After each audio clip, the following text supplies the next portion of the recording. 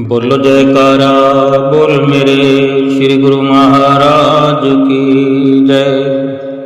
सभी गुरुमुख प्रेमियों से सप्रेम जय सच्चिदानंद।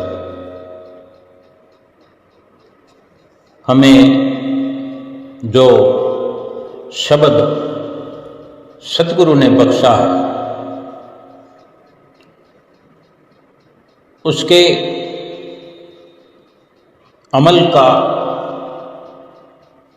साधन का तरीका भी बताया है, बताते रहे हैं। और ग्रंथों में भी जो वर्णन संतों महापुरुषों के हैं उनसे भी हमें ये ज्ञान प्राप्त हो सकता है कि किस प्रकार शब्द का अभ्यास करना है, किस प्रकार ये साधन करना है। और पता लगने पर भी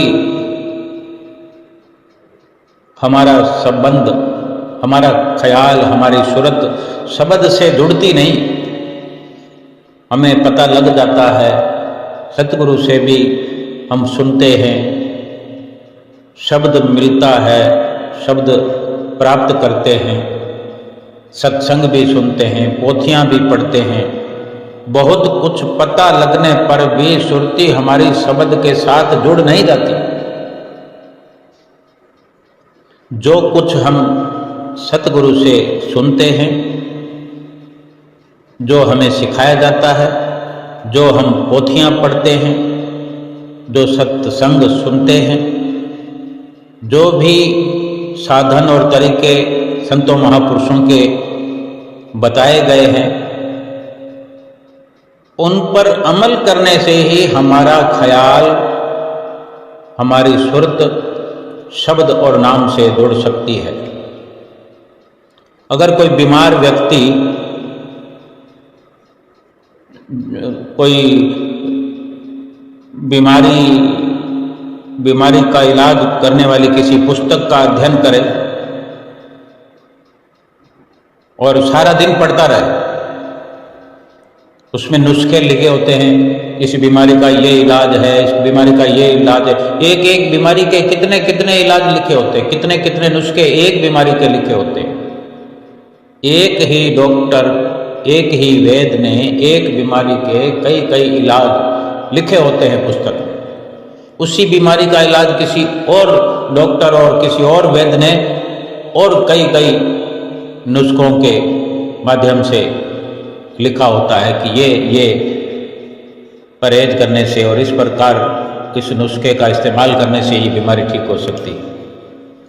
और बीमार व्यक्ति इस प्रकार वो पुस्तकें पढ़ता रहे, कई डॉक्टरों की पुस्तकें पढ़ता रहे, तो क्या उस ज्ञान से उसकी बीमारी ठीक हो जाएगी? नहीं होगी। लेकिन उन नुस्खों के अनुसार कुछ चंद नुस्खे ही सही, 2 नुस्खे ही सही, अगर हम अमल में लाएं, जो लिखा है कि ये दवाई इस प्रकार से बनाकर इस प्रकार से हमें लेनी है, साथ में ये परहेज करना है, बस इतना ही काफ़ी है और हम रोग से मुक्त हो सकते हैं।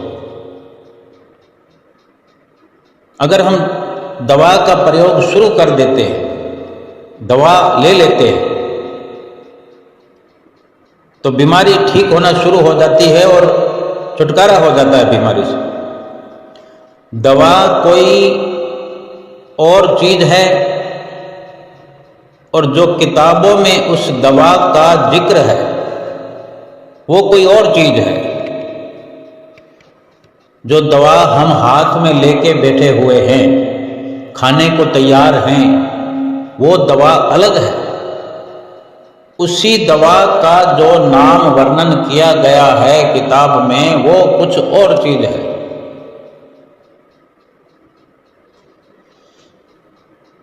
जैसे एक मिठाई की दुकान पर रसगुल्ला है, गुलाब जामुन है, और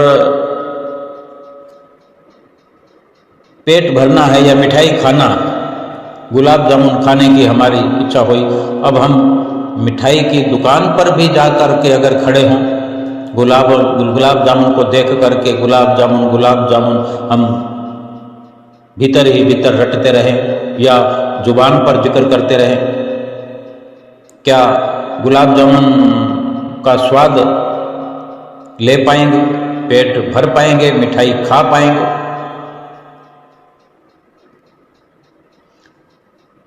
गुलाब जामुन हाथ में लेकर मुंह में रखने से स्वाद भी आएगा, पेट भी भरेगा और काम हो जाएगा। इसी प्रकार जो सुंदर सुंदर ग्रंथ और पोथियां हैं, उनमें जहाँ जहाँ भी नाम की महिमा है, शब्द की महिमा है, नाम की कमाई करने का, शब्द का अभ्यास करने का साधन और तरीका वर्णन है। लेकिन शब्द और नाम जो है मिलता हमें सतगुरु से ही। नाम वही है जो सतगुरु से मिला है और जो ग्रंथ में लिखा हुआ है, पोथी में लिखा है।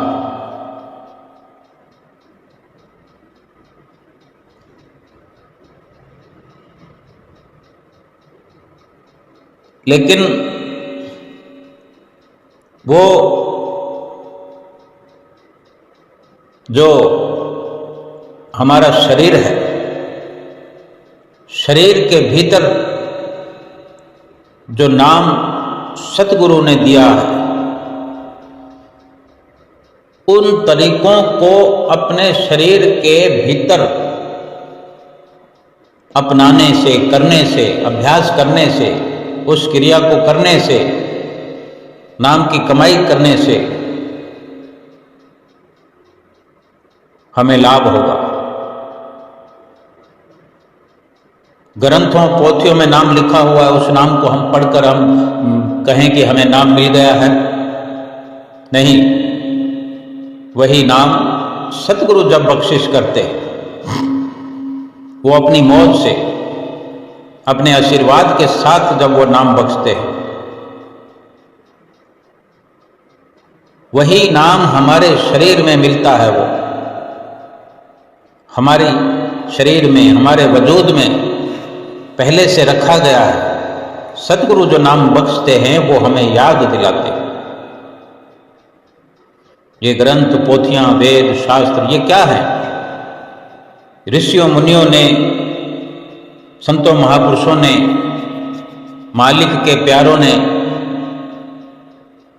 जो साधनाएं की हैं, साधनाएं करके परमात्मा से मिलाप किया है, जो जो नज़ारे उन्होंने अनुभव किए, अंदर देखे, जो रुकावटें, जो परेशानियां, मुसीबतें इस मार्ग में उनके रास्ते में आई, उन्होंने हमारे फायदे और मार्गदर्शन के लिए उन सब का उल्लेख ग्रंथों, पोथियों में, वेदों में, शास्त्रों में कर दिया। हमारे लिए ये ग्रंथ, ये पुस्तकें आदरणीय हैं, आदर के योग्य हैं। ये महापुरुषों के आध्यात्मिक अनुभवों के विवरण या लेख हैं। इनके पढ़ने से हमें उनके आध्यात्मिक अनुभवों का पता लग जाता है। लेकिन जितना चाहें इन्हें पढ़ते रहें, दिन रात पढ़ते रहें, न मंजिल मकसूद दिखाई देगी, ना कोई कठिनाई, कोई दुश्वारी पेश आएगी, ना कोई मुसीबत दिखेगी, ना कोई मुसीबत दूर होगी। अब किसी को कहीं दिल्ली से बंबई जाना है, बंबई से आगरा जाना है, आगरा से बंबई जाना है, तो पहले वो मार्ग जो उसको नक्शे में देखना है या उसने ट्रेन का सफ़र करना है तो उसको कुछ मार्गदर्शन चाहिए, तो वो गाइड बुक पढ़ेगा, जहाँ विवरण आजकल तो ये मोबाइल का युग है, तो इसमें गूगल में सर्च करो, सब कुछ बता देता है कि वहाँ से वहाँ का सफ़र कितने किलोमीटर का है, तुरंत बताएगा। यानी ये नॉलेज हमें हो जाएगा, पोथी से मिल जाएगा, गूगल से मिल जाएगा। और अगर हिंदुस्तान से बाहर भी जाना है तो थोड़ा सा अलग प्रक्रिया है कि वीज़ा, पासपोर्ट ये सब बनाना पड़ता है। तो ये सब ज्ञान हासिल हो जाएगा, घर बैठे हो जाएगा।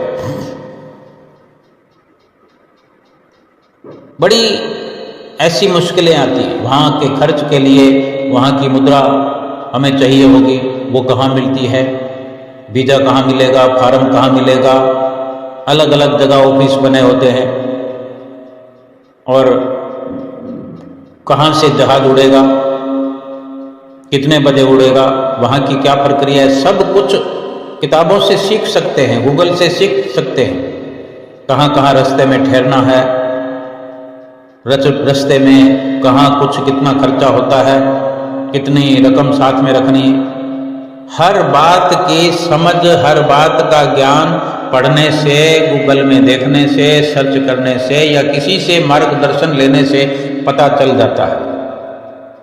परंतु उस रास्ते की सारी बारीकियां समझने के बाद भी हम कहीं पहुंच तो नहीं सकते ना। हिंदुस्तान से लंदन, अमेरिका, कनाडा तो दूर की बात है, हम अपने शहर में भी अगर पीछे की गली में भी जाना हो, जिसका तो हमें पहले ही पता है, बार बार पता है, उसका नाम अगर हम जपते रहे, मुझे जाना है, पिछली गली में जाना है, वहां भी नहीं पहुंच सकते। अपने घर के एक कमरे से दूसरे कमरे तक नहीं पहुंच सकते, दूसरे कमरे का मात्र जिक्र करने से, क्योंकि सफर करना पड़ेगा।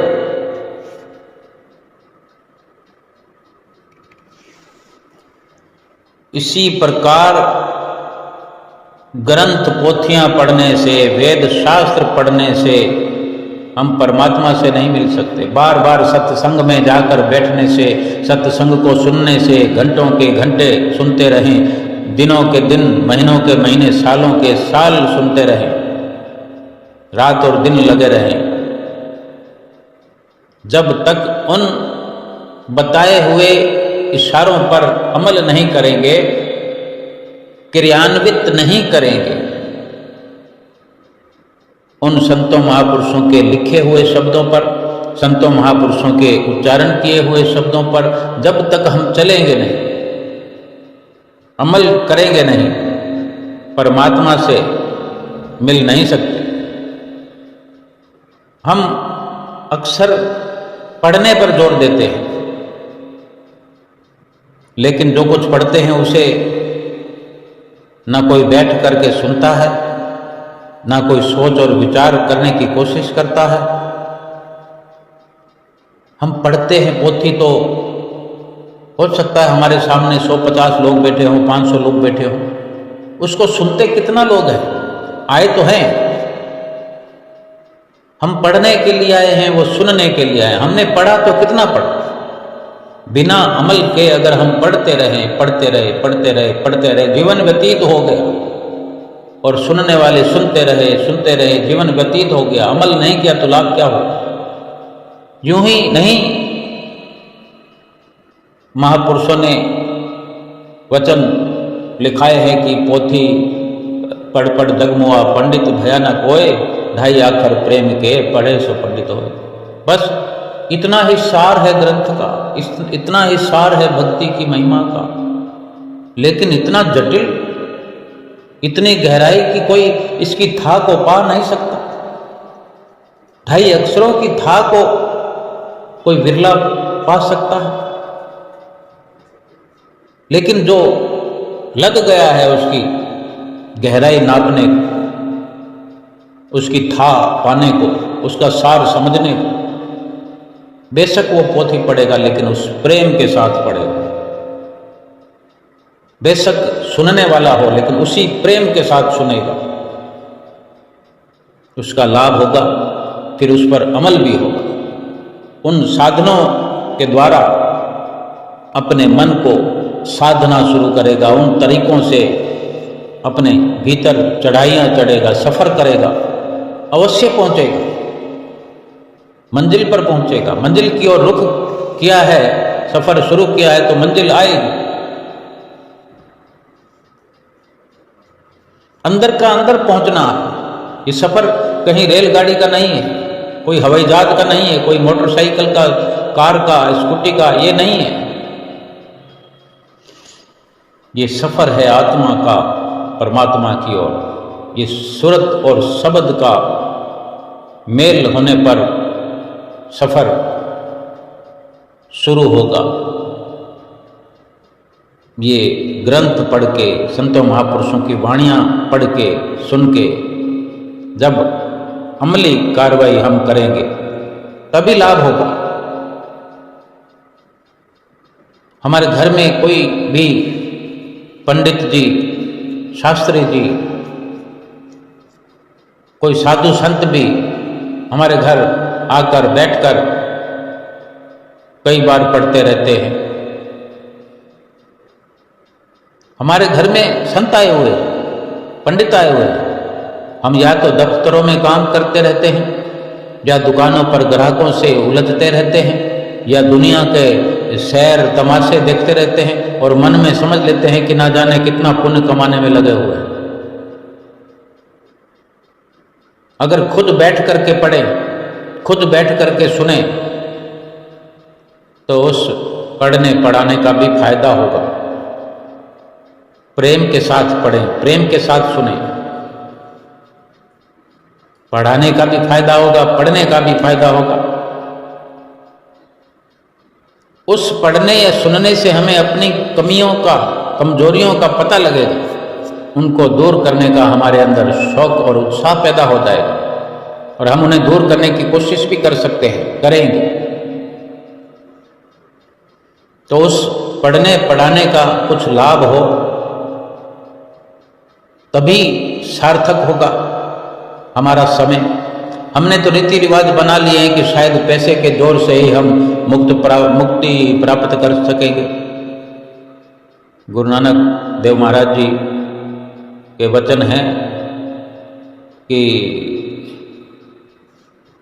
जो हम जैसे इंसानों के ख्याल होते हैं, हमारे ख्याल को इन वहमों और भ्रमों से निकालना चाहते हैं, वे सब जानते हैं। पढ़ियाई जेते बरस बरस पढ़ियाई जेते मास, पढ़ियाई जेती आरजा पढ़ियाई जेते सास। नानक लेखे एक गल होर हऊ में झकना झाक। बड़े गहराई वाले शब्द होते हैं संतों के। सार यही है कि अगर हम सारा दिन पढ़ते रहें, पूरा महीना पढ़ते रहें, सारी जिंदगी पढ़ते रहें, फिर भी केवल एक ही ऐसी बात है जो हमारे लेखे में लिखी जानी है कि हमारी आत्मा शब्द से जुड़ी है या नहीं। अगर नहीं जुड़ी है तो झकना झाक, यानी झक मारने के, खाक छानने वाली बात है, पानी में मथानी मारने वाली बात है। पानी में मथानी डाली हुई है, जो दही को मथते हैं, दही को मथ करके लस्सी भी बनती है, मक्खन भी निकलता है, डबल डबल लाभ होता है। अब उस मक्खन का घी बना लो। लेकिन पानी में मथनी वही डाल करके हम उसको भिगोते रहेंगे, भिगोते रहेंगे, जितना मर्जी भिगो, क्या उसमें से कुछ निकलेगा? पानी का पानी रहेगा। पढ़ने से कुछ नुकसान नहीं है, लेकिन पढ़ने से अगर हमने अमल नहीं किया तो लाभ क्या हुआ? महापुरुष तो हमें आगाह करते हैं, हमारे एक एक पल की, एक एक श्वास की कीमत बतला रहे हैं, समझा रहे हैं कि हमारा एक भी पल जाया ना हो, एक भी पल नुकसान ना हो। यही चाहते हैं महापुरुष कि हमारा समय सार्थक हो जाए, हमारा जीवन सार्थक हो जाए। वे केवल इतना ही समझाना चाहते हैं कि जो कुछ पढ़ो, जो कुछ सुनो, उस पर अमल होना चाहिए। पोथी पढ़ ली, ग्रंथ पढ़ लिया और प्रभु से प्रेम नहीं हुआ,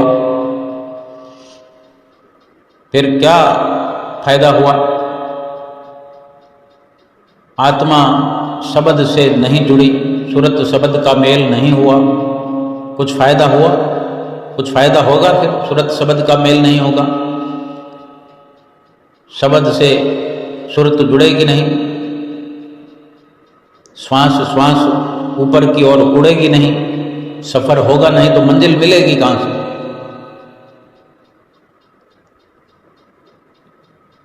जो कुछ पढ़े, सुने, अमल करें, तभी मुक्त हो सकते हैं। अमल करना भी क्या है?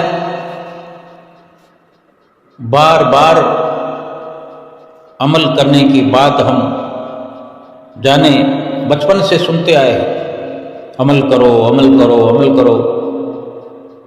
आज उम्र बीत चली है, आज भी सुन रहे हैं कि संतों महापुरुषों के वचनों पर अमल करो, अमल करो।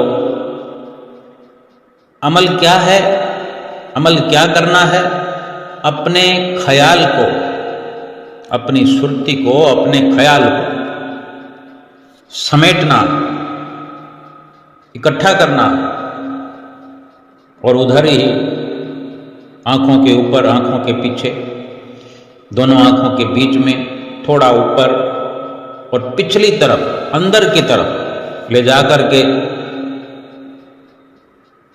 ख्याल को, सुरत को शब्द के साथ जोड़ देना, नाम के साथ जोड़ देना।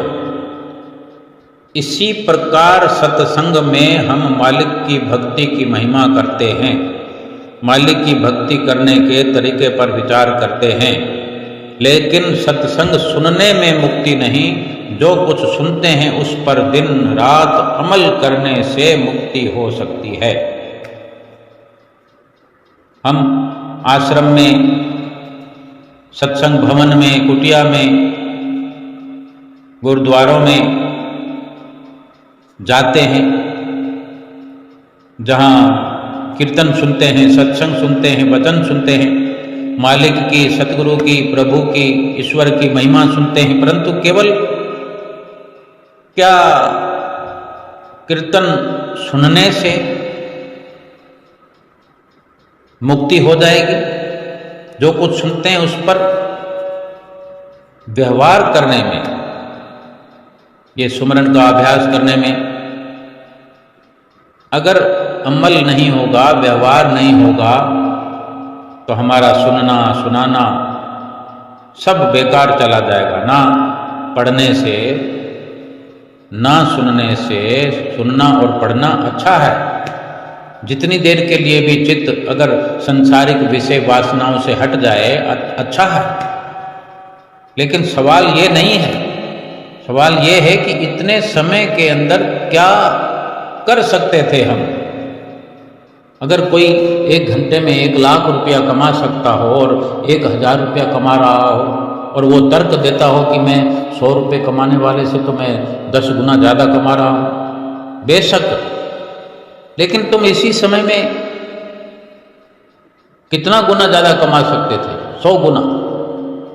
तुमने जिससे 10 गुना अधिक कमाया, उसी पर तुम्हारी सुर्ती अटकी रहेगी कि तुम्हें अहम हो गया, वहम हो गया कि मैंने इतना अधिक गुना कमा लिया। लेकिन तुम कितना कमा सकते थे? संत महापुरुष यही समझाना चाहते हैं कि तुम लाखों करोड़ों गुना कमा सकते हो। जिस जीवन का पता नहीं, जिन श्वासों का पता नहीं कितनी देर के हैं, कितने समय के लिए जीवन है, और जो कार्य करना है उसके खाली हमने भूमिका बांधने में ही पूरा जीवन व्यतीत कर दिया, तो फिर मुकाम पर कब पहुंचेंगे, मंजिल पर कब पहुंचेंगे? इसलिए महापुरुषों को अनुभव है, अपने अनुभव के द्वारा हमें बार बार आगाह करते, चिताते हैं। उन्हें अफसोस होता है कि हम अपने समय को व्यर्थ जाया कर रहे हैं। सुरत शब्द चित लाए, महापुरुष फरमाते हैं, सुरत शब्द चित लाए, कि हम अपने अंदर सुरत अथवा आत्मा को आंखों के ऊपर, आंखों के पीछे लाकर शब्द के साथ जोड़े। जैसे जैसे हम अंदर में शब्द की एक मस्ती आनी शुरू हो जाएगी, एक एहसास होना शुरू हो जाएगा, नाम का स्वाद आना शुरू हो जाएगा। दुनिया के साथ जो हमारा मोह और प्यार है ये फीका होने लग जाएगा, टूटना शुरू हो जाएगा। ये मोह, ये प्यार संसारिक जो है ये टूटता हुआ हमें महसूस भी होगा भीतर भी, क्योंकि भीतर जो स्वाद आएगा नाम का, नाम की लज्जत आना शुरू हो जाएगी और बाहर से ये संबंध फीके होते हुए हम महसूस करेंगे। ये निशानी है कि नाम का असर भीतर होने लगा है। संत महापुरुष यही हमें समझाते हैं कि परमात्मा के साथ इसी प्रकार से प्रेम जुड़ना शुरू हो जाएगा। इस दुनिया से, इस बाहरी दुनिया से हमारा मन ऊब जाएगा, मन उचाट होने लगेगा, मन उपराम होने लग जाएगा, जिसे हम कहते हैं कि वैराग हो गया है। हमारा ध्यान परमात्मा की ओर लगने लगेगा। ये कब होगा? जब हम सुरत और शब्द का अभ्यास करेंगे, कमाई करेंगे, नाम की कमाई करेंगे। उस शब्द या नाम की जो लज्जत है, जो रस है, रसना है, स्वाद है, इतनी ऊंची और पवित्र है कि उसे पाकर हमारा मन अपने आप इंद्रियों के भोगों में, विषयों में, विकारों में, ये खाने पीने की, पहनने की जो हम होड़ में लगे रहते हैं, ये उपरामता में बदल जाएगा। ये मन हट जाएगा। जिन्हें हीरे मिल जाएं वे फिर कौड़ियों में या कौड़ियों के पीछे दर दर की ठोकरें नहीं खाते फिरते। देखें दुनिया में जो संसारिक स्तर पर हम देखते हैं कि कोई रेहड़ी लगाने वाला कोई दुकानदार बन जाए, धीरे धीरे कमाई करते करते उसे सुविधा मिलती जाए, उसे अवसर मिल जाए, फिर वो एक दुकान में अपना वो रेहड़ी का सामान बेचता है, फल सब्जी लगाने वाला हो, फिर उस दुकान से भी उसको और अधिक ऐसा लाभ हो कि वो दुकान भी कम पड़ने लग जाए, तो आसपास की दुकानों को वो खरीदने की कोशिश करेगा, कोई गोदाम ले लेगा, फिर ऐसे व्यवस्था बढ़ती बढ़ती हो सकता है उसका ऐसा कोई बड़ा काम हो जाए, होलसेल का काम हो जाए, तो अलग से एक ऑफिस बनाकर बैठ जाएगा और आसपास उसके कहीं कोई सब्जी और फल नहीं होगा, लेकिन सारा दिन सब्जी और फल के वो बैठे बैठे सौदे करता रहेगा। कहाँ से ट्रक आ रहा है, कहाँ खाली हो रहा है, वो बैठे बैठे कमीशन प्राप्त करता रहेगा। फिर वो क्या उस रेडी वाली जगह पर जाएगा, वहाँ पर कुर्सी लगाकर बैठेगा कभी कि ये तो मेरी पुरानी जगह है? जो वो धीरे धीरे चढ़ाई चढ़ता गया है तो फिर वहाँ क्यों जाएगा? यही संत महापुरुष फरमाते हैं कि जब नाम का स्वाद आने लग गया, समझो हीरे और मोती मिलने लगे, और हीरे और मोती जिसे मिल जाए, यानी शब्द और सुरत का अभ्यास करने से हमें समझो हीरे और मोती मिल गए। हमने सुरत शब्द का मेल कर लिया, अभ्यास शुरू हो गया, नाम की कमाई शुरू हो गई। ये हमारा मन जो दुनिया के मोह और प्यार में फंसा हुआ था, कौड़ियों में, मिट्टी में, कंकर में, अब ये नाम की ओर लग गया और इसको उपरामता हो गई उस संसार से, यानी उस कौड़ियों पत्थरों से दूर होकर के ऊपर चढ़ाई चढ़ता हुआ हीरे मोतियों का व्यापार करने लगा। हीरे मोतियों की खुराक उसकी हो गई, यानी मालिक की भक्ति में लग गया। फिर क्यों कौड़ियों में और पत्थरों में अपना सिर खपाएगा जा करके? अक्सर भजन सुमरन के बारे में चर्चा होती है। गुरुमुख प्रेमी हम सभी सतगुरु के अजीज हैं, सतगुरु के करीब हैं, बिल्कुल नज़दीक हैं, लेकिन भाव ये बना रहता है कि हम दूर हैं, सतगुरु से बात नहीं होती, मुलाकात नहीं होती। ऐसे ऐसे गुरमुख प्रेमी भाई बहन हैं हमारे, जो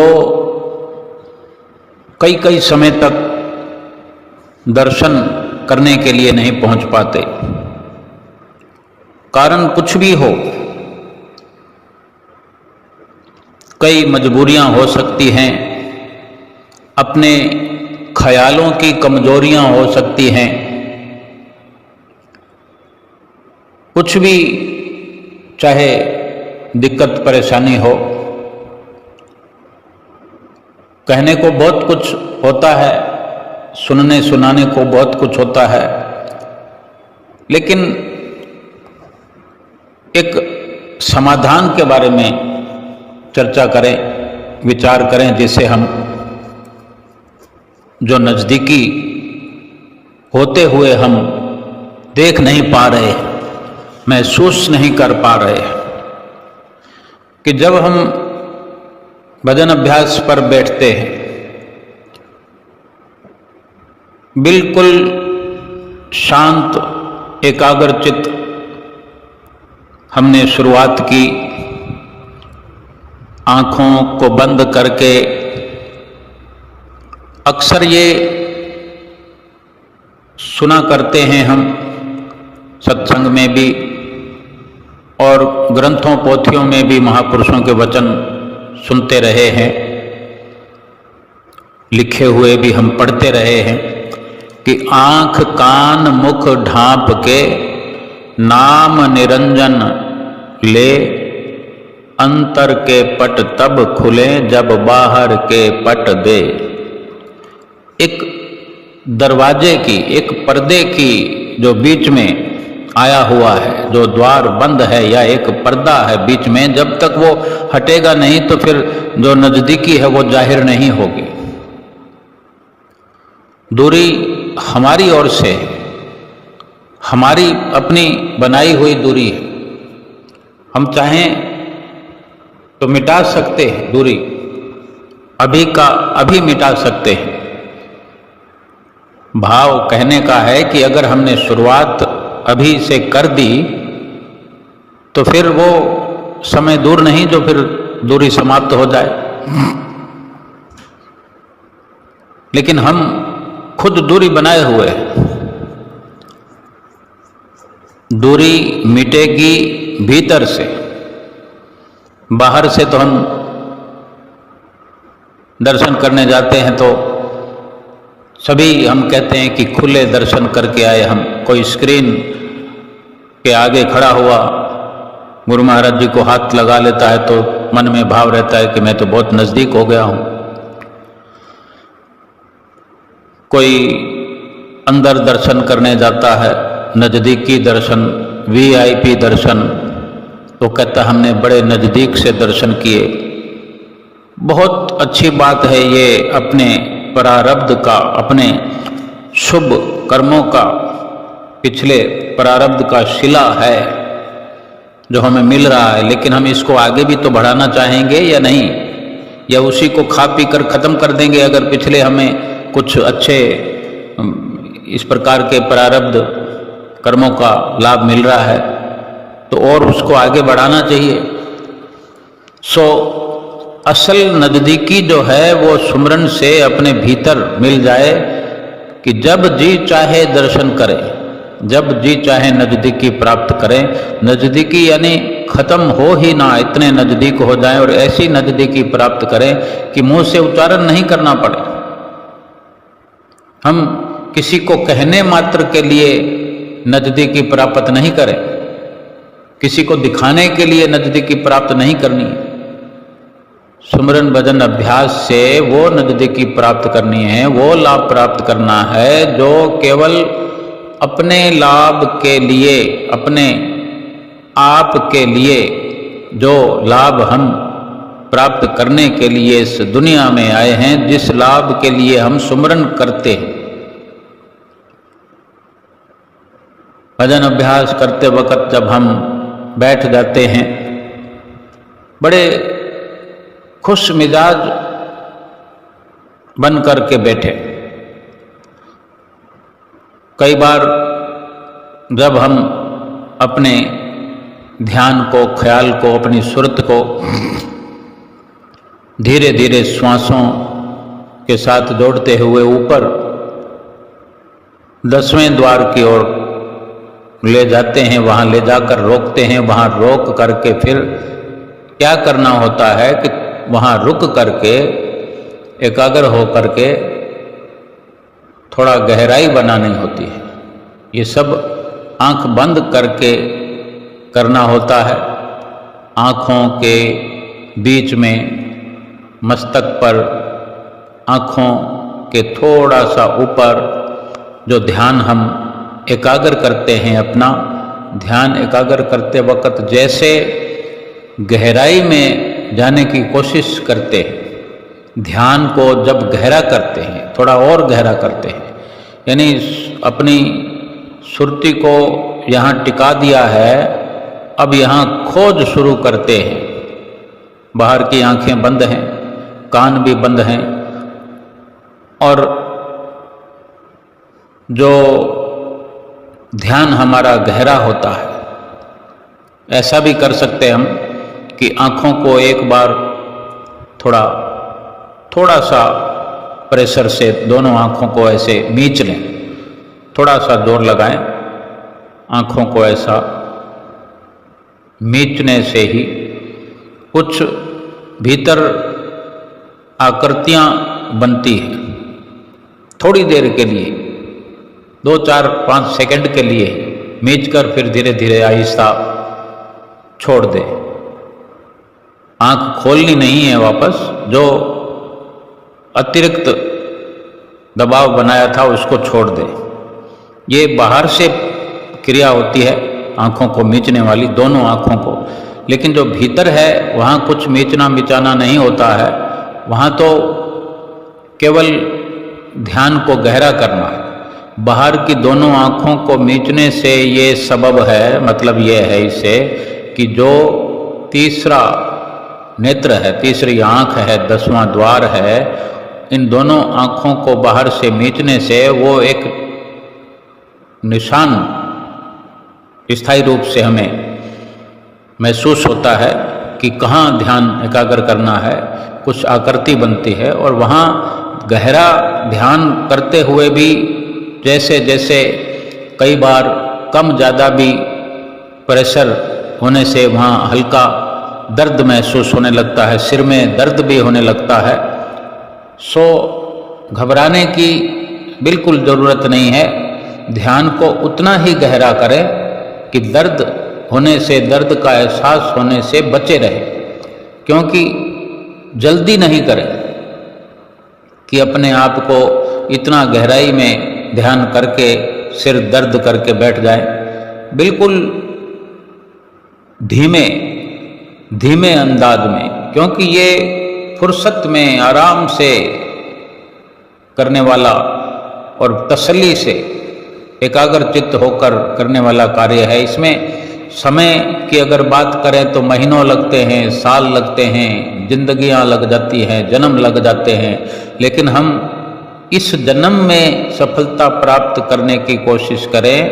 बेशक ये इरादा अच्छा है कि इसी जन्म में सफलता प्राप्त करनी है, चाहे कम से कम उम्र भी क्यों ना रही हो हमारी, लेकिन मिनटों सेकंडों में ना ये विचार बनाएं कि हम सफलता प्राप्त करके बैठ जाएं, क्योंकि ये रोज करने का कार्य है, रोज आनंद प्राप्त करने का। ये हमें सतगुरु ने जो ये उपहार दिया है, जो नाम दिया है, शब्द दिया है, शब्द की कमाई रोज रोज करनी है। बस जरूरत यह है कि जो हम एकाग्रता नित्य करते हैं उसमें निखार आता चला जाए। हम पहले दिन जो एकाग्रता बनाते हैं तो एकाग्र मन होता ही नहीं है। हम ऊपर को खींच कर लाते हैं ख्याल को, ध्यान को, मन तुरंत नीचे लुढ़क जाता है, फिर पकड़ कर लाते हैं, फिर नीचे लुढ़क जाता है। हम अपना ये अभ्यास जारी रखे हुए इसमें सफल होते चले जाएं और यहाँ 10वें द्वार पर अपने ध्यान को पहले समुचित एकाग्र करें। देखें कि ध्यान की एकाग्रता में हमने कितनी सफलता प्राप्त की है। इसके साथ साथ ही हम अपने ध्यान को गहरा करते जाएं। गहरा ऐसे करना है जैसे कि सामने दीवार पर कुछ धीरे धीरे सुराख करना है।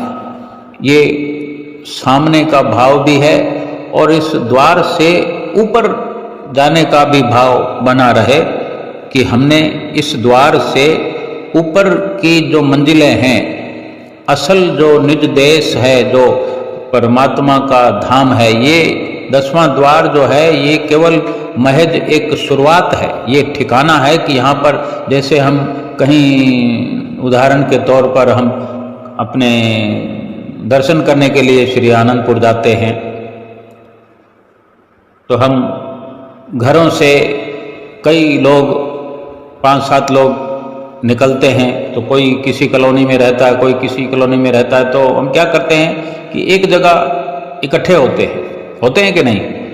जैसे कि रेलवे स्टेशन पे इकट्ठे हो गए, उससे पहले होना चाहते हैं कि कॉलोनियाँ भी दूर दूर हैं, कोई 50 किलोमीटर से आ रहा है, कोई कहीं से आ रहा है, ऐसे करके फिर कोई एक ऐसी जगह निश्चित करते हैं, पहले वहाँ इकट्ठा होते हैं, फिर वहाँ से फिर स्टेशन साथ होकर जाते हैं। ऐसा भी हो सकता है, या फिर पॉसिबल हो एक ही शहर में रहने वाले हैं और थोड़ी थोड़ी दूर से हैं, तो सभी लोग स्टेशन पर इकट्ठा हो जाते हैं। स्टेशन पर इकट्ठा होकर फिर एक साथ उसी रेलगाड़ी में हमें सफ़र करना होता है जिसमें साथ में बैठ करके जाते हैं। सो ये हमारी जो चित्तवृत्तियाँ हैं ये अनेक प्रकार से अनेक जगह पर फैली हुई है।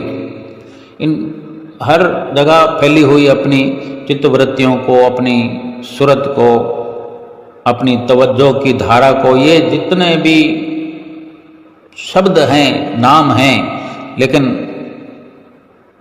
अपने ध्यान को हम ये ध्यान कह सकते हैं। एक नाम करें तो अपना ध्यान जो जगह जगह फैला हुआ है, अपने ध्यान को सब ओर से समेट कर ला करके पहले यहाँ 10वें द्वार पर खड़ा करना है, रोकना है।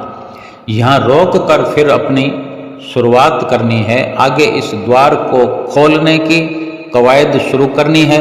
द्वार को खोल करके फिर अंदर भीतर प्रवेश करने की, जो पहले श्वास के साथ ध्यान सूरत को श्वासों के साथ ऊपर लेकर आए, यहाँ पर एक केंद्र बिंदु पर एकाग्रता की स्थान पर रुके, एकाग्र हुए, यहाँ रुक करके फिर पूरी तैयारी से इसी प्रकार फिर यहाँ से आगे की शुरुआत करनी होती है।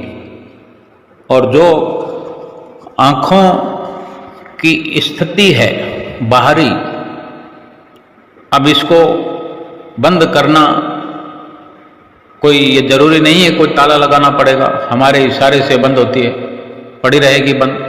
और जब हमने अपनी सारी कार्रवाई भीतर की ओर शुरू कर दी है तो बाहर इसको खोलने की जरूरत नहीं है और खुलेगी भी नहीं। खुलेगी तब जब अंदर से मन भटकता है, मन जब इस एकाग्रता को भंग करके फिर नीचे की ओर लुढ़कता है तो आंख भी खुल सकती है, कान भी खुल सकता है और जुबान भी खुल सकती है।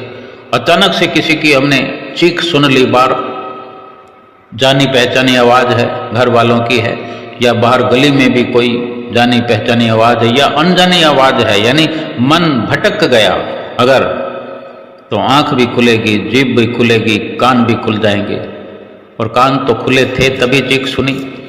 यानी ये एकाग्रता जब भीतर गहरी होती जाएगी, गहरी से गहरी होती जाएगी, इसमें लंबा टाइम लगता है।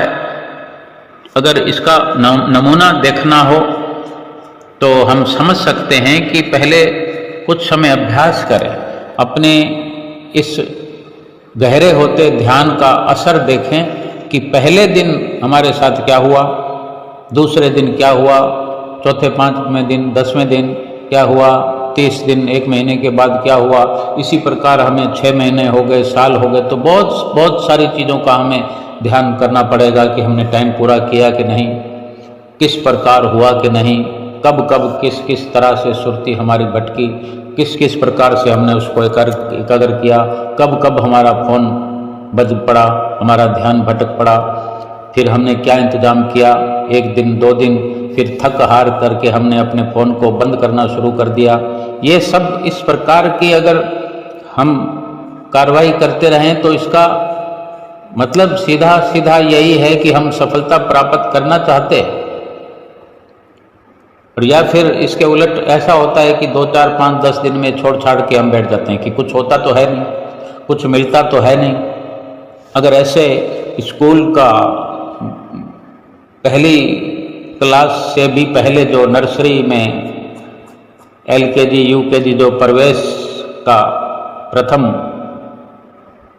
जो शुरुआत होता है, शुरू होता है स्कूल का दाखला, तो उस वक्त तो सीखना सिखाना होता है। बच्चा ठीक से ये कह भी नहीं पाता कि मुझे लेट बाथ जाना है, कपड़ों में ही हो जाता है।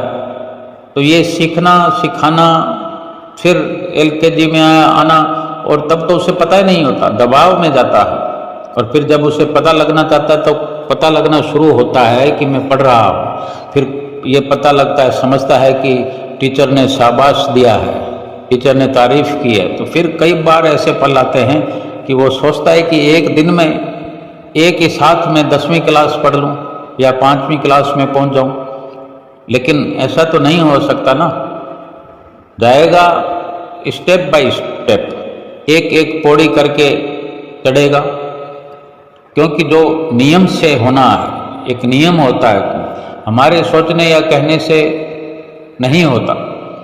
क्योंकि जो संतों महापुरुषों ने नियम बनाए, हाँ हमारे अभ्यास की जो कमी है वो जितना हम चाहें कर सकते हैं। उसके लिए ये बात है कि हमें अगर 24 घंटे में 2 ढाई घंटे भजन अभ्यास के लिए गुरु महाराज जी कहते हैं, तो इससे बढ़कर हम क्या कर सकते हैं।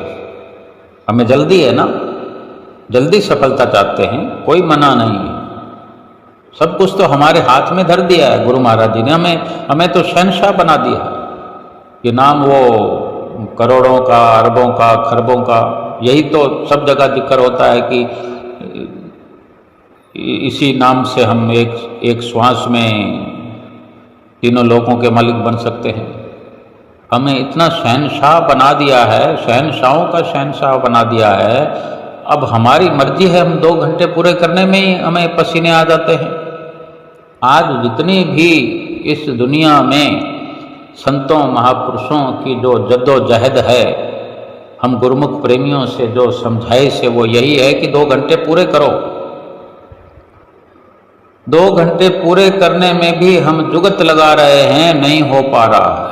अगर कर रहे हैं पूरे तो कुछ समझ नहीं आ रहा है, और जितना समझ में आ रहा है तो कुछ उलझने निकल कर सामने आ रही है। मन में सवाल खड़े होते हैं, ऐसा क्यों हुआ, ऐसा क्यों हुआ, ऐसा तो हम कर रहे हैं तो फिर ऐसा क्यों नहीं हुआ। बहुत सारी बातें। बड़ी बात यह है कि इतनी देर बैठे रहे, अंधेरा तो साफ ही नहीं हुआ।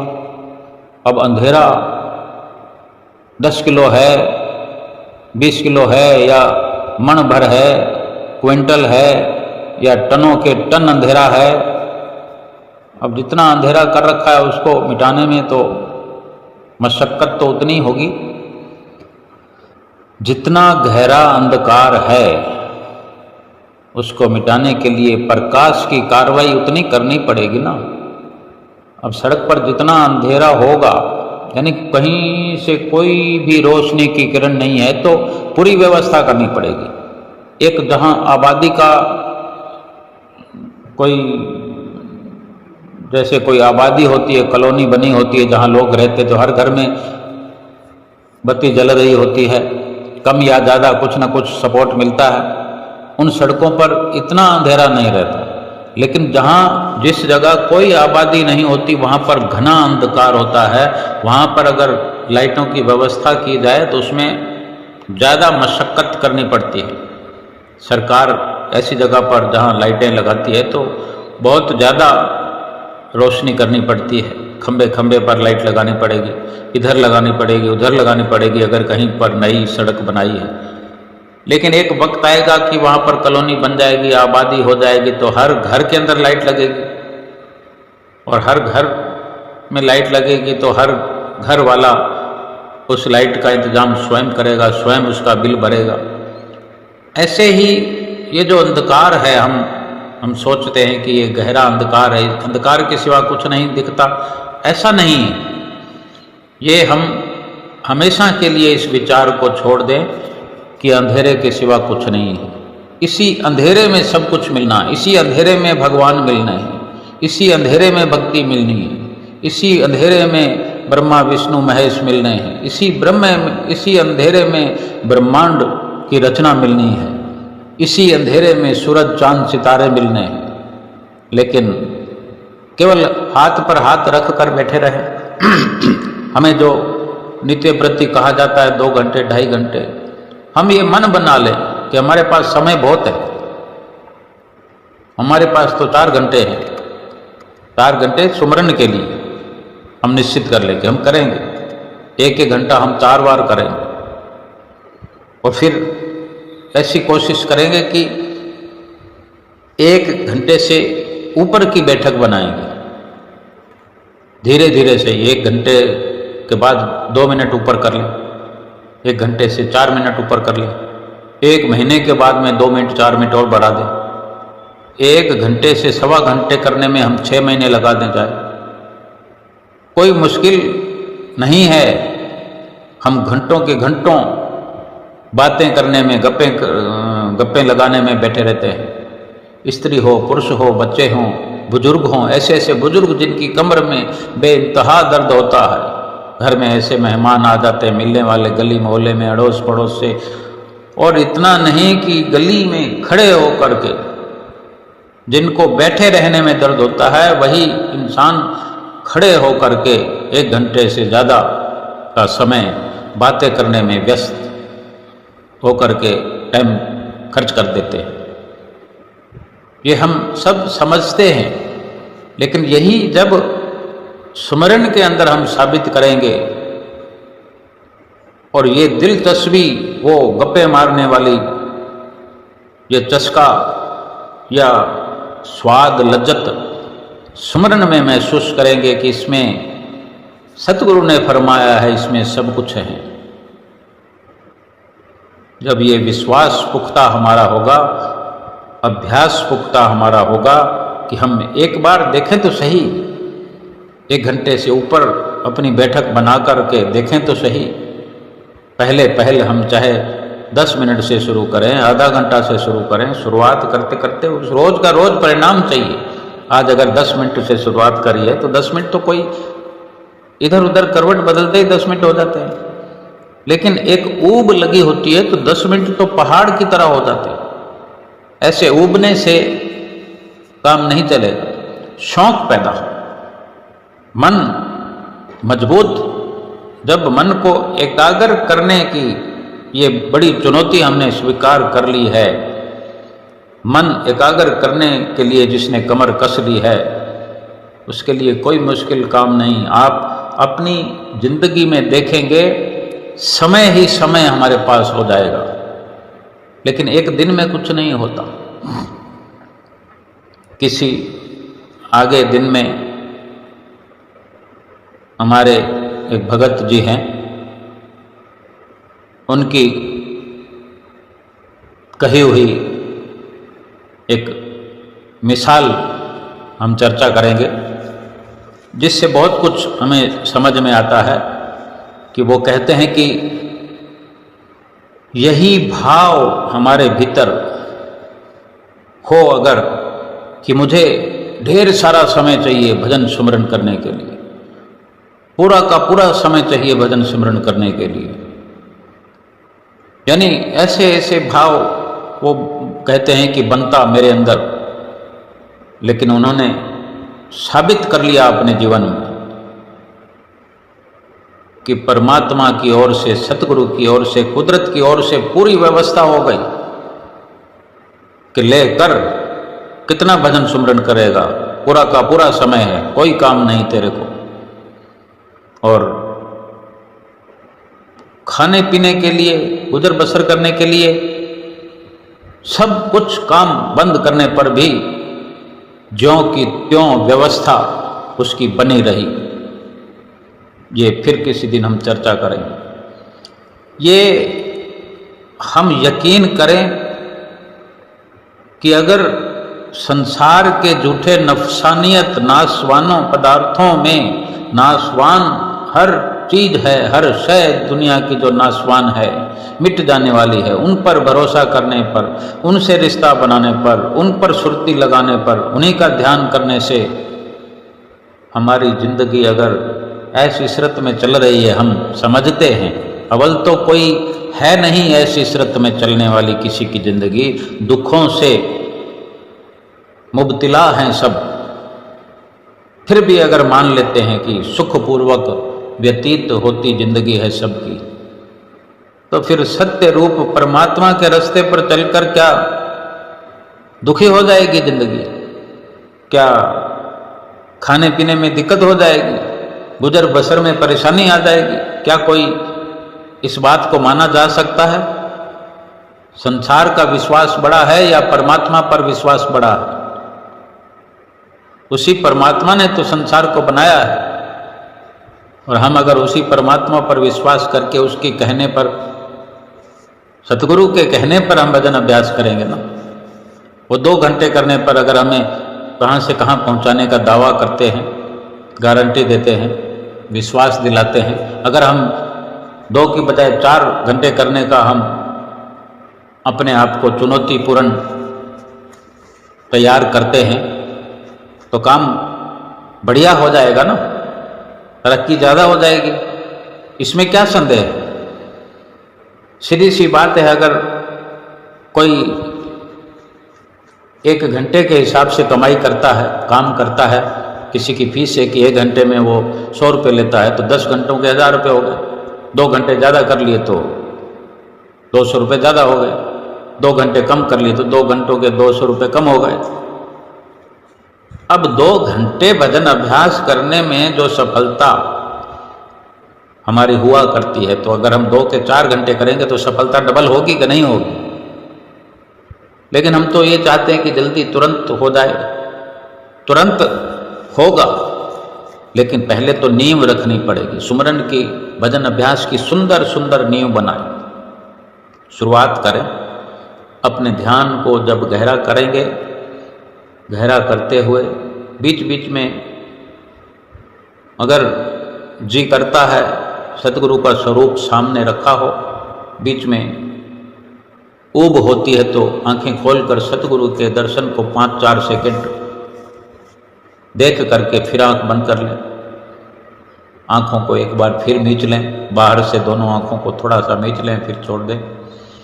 उसी जगह आंखों के बीच में भीतर की ओर, अंदर की ओर, जहाँ 10वां द्वार है, वहाँ एक जो आंख बननी है, वहाँ पर एक फिर से गोल गोल निशान आ जाएगा। कुछ ना कुछ तब्दीलियाँ, बदलाव होता रहता है। यानी जब ध्यान भटकने लगे तो इस प्रकार से कुछ ऐसी क्रिया हम कर सकते हैं जिससे हमें सहूलत हो। जितना समय हम बैठें, जितना समय भजन अभ्यास के लिए हम बैठें, कुछ ना कुछ करते रहे।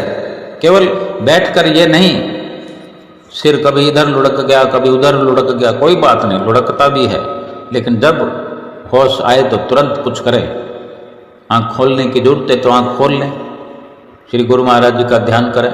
भीतर ही अगर जुगत लगानी है, चाहे सिर को थोड़ा सा टचिंग करना हो, भाई क्यों सो रहा है, कोई थपथपी लगा लें, कुछ भी करें, यानी ऐसी हरकत करें जो हम ध्यान में फिर से जुड़ जाएं। और इसी प्रकार मन को मस्त बनाते हुए सुमरन का अधिक से अधिक लाभ प्राप्त करें और भीतर से सतगुरु की नज़दीकी प्राप्त हो जाएगी, सतगुरु का दीदार हो जाएगा। बोलो जयकारा बोल मेरे श्री गुरु महाराज की जय।